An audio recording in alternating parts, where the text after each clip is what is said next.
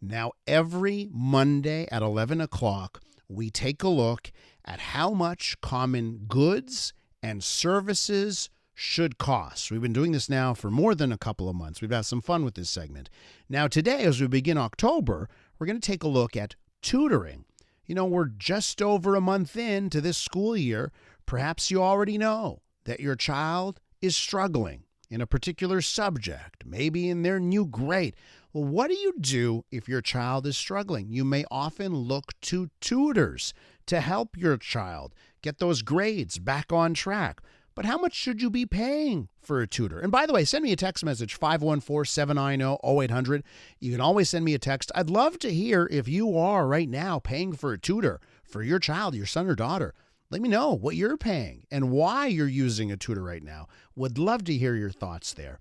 With more on this subject, though, let's go to Bensimon. He's owner and founder of 360 Tutoring Montreal, with a look at just how much a good tutor should cost. Ben, welcome to the show. Hi, thank you so much. Glad to be here. Ben, tell me about your business. How long have you been in the tutoring business? So I've essentially been tutoring since I was about 14. I realized that if I did people's homeworks, they would pay me in snacks. And then afterwards, I realized if they paid me in dollars, I could buy my own snacks. So I switched. I've been running the tutoring service where I hire excellent tutors to help me teach the students. That's been since January of 2024, so almost 2 years now. So it seems like through since you've been doing it since you're 14, you may know the secret sauce, right? About Absolutely. what makes a great what have you learned through the years on, and maybe you could tell us, why this worked for you. Well, what do you think are your skills, your abilities that made you such a good tutor? So my personal skills is more in terms of the writing and reading standpoints. Mm-hmm. So I'm excellent at helping people write essays, and I have a passion for history, so that's what I teach. However, I don't believe that everybody is inherently a great tutor, which is why for every person let's say I speak to 5 potential tutors, I'll end up meeting with 2 and I'll end up using 1. So I'm also very selective in who I use, because depending on the personality traits of the tutor as well as their methods, that could really affect whether or not they connect with the child. Because an important part to consider, it's not like shoes. It's not really one size fits all. It's more, if it's not the right fit for the tutor could be amazing, but just might not fit with this particular student. And that's such a good point, huh? Because, just think about our daily lives. We all have different relationships with different people. There's some people that you can get along really well with as a friend, others you do not. I'm sure that dynamic comes into play. So, Ben, let me ask you about how a parent and a child should be determining if they have the right fit. And I guess you shouldn't be shy to try maybe a couple or a few tutors before you decide on one. 100%. So that's why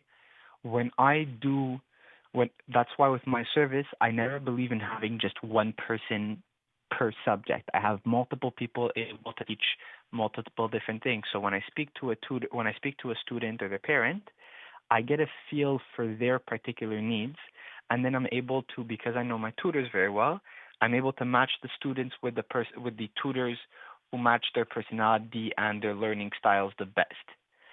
When it comes to deciding whether or not a specific tutor is a good fit for your child or for yourself, depending on your age, that's also not a one-size-fits-all.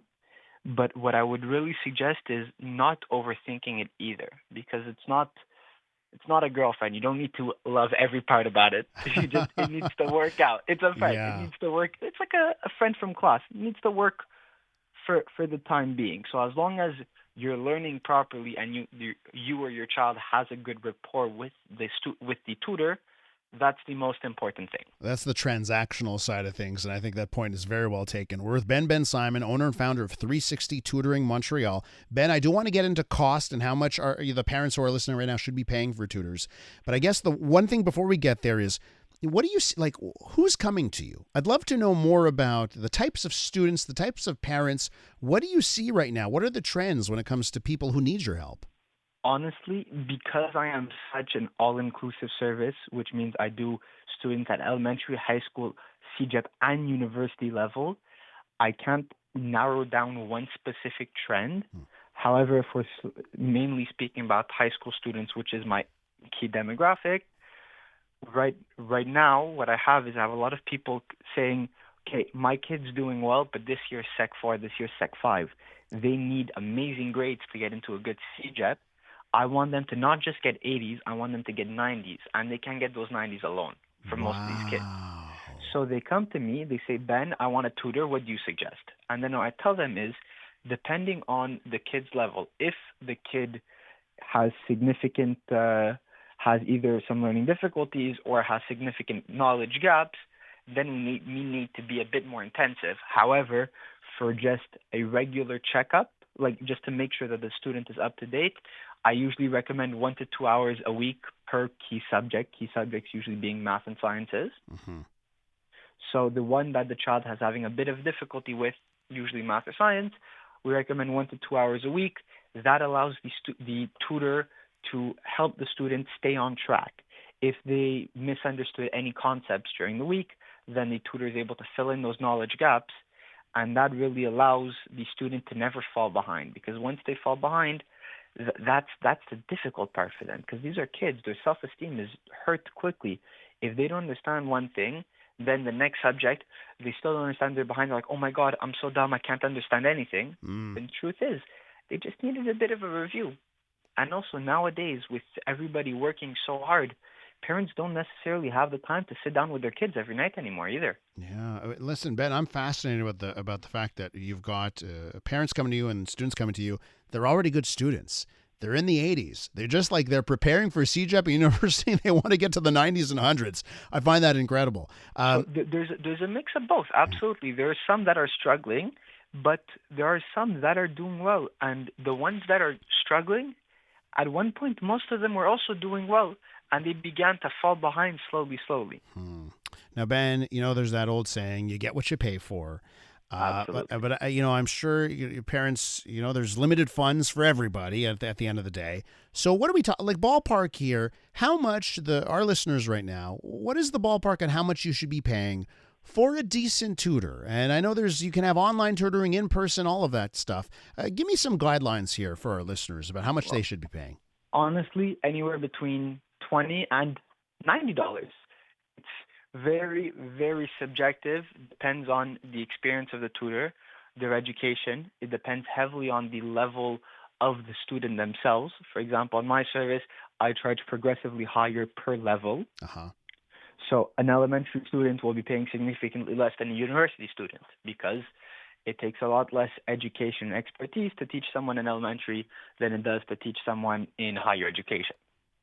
Understood. But yeah. Then also it depends how often you're having sessions and what kind of help you need. If it's just someone for a bit of homework help with your kid, you could get the neighborhood high school student or a cousin who's good at math, and that would be sufficient. You could pay them in snacks. I call monopoly on all the snacks. No one's allowed to get paid in those. Yeah, I gotcha. So, Ben, I guess really dependent. And on online versus in person, are you like, where do you land on that? Can you get a good online tutor? Do you feel it has to happen in person? Honestly, what most people who come to me, because 95% of my clientele is online. A lot of the parents, they come to me, their kids' only experience with online learning has been during COVID. And I think it can be the same thing where they won't learn anything. But I explained to them, during COVID, there was one teacher for 30-something students, none of which had any interest in learning at all. So, of course, it's different versus a one-on-one class. So a one-on-one class, you would be hard-pressed to find a student who can't learn properly with an experienced online teacher. For example, I don't particularly like teaching online. I don't think I'm very good at it. And that's fine. I stick to teaching in person, but I find people who are excellent at teaching online to do that for me. So you also need to know your strengths and weaknesses, because offering a service that you're not necessarily qualified for, that's not fair to your clients. Ben, listen, great resource, great information. I'm really happy we connected this morning, and thanks for speaking to our listeners today. My pleasure. And just for the listeners, if anybody is looking for a tutor or interested, I offer a free 15-minute consultation phone call to determine what the exact needs of the student are. In that case, feel free to contact me at 438-530-5252 or through the forms on my website, 360tutoring.ca. Yeah, we'll direct people there. Easier to remember, 360tutoring.ca. Bensimon is the owner and founder of 360 Tutoring. Thanks, Ben. Be well. My pleasure. Have a great day. I'm Dylan Playfair. And I'm Tyler Smith. We're putting loneliness in the penalty box by talking to some of our favorite athletes about the importance of friendship. This is Bromance. Bromance is brought to you by Charm Diamond Centers, proudly Canadian-owned and operated. Charm has been part of your love stories and bromances for over 50 years. And you can find Bromance on the iHeartRadio network or wherever you get your podcasts.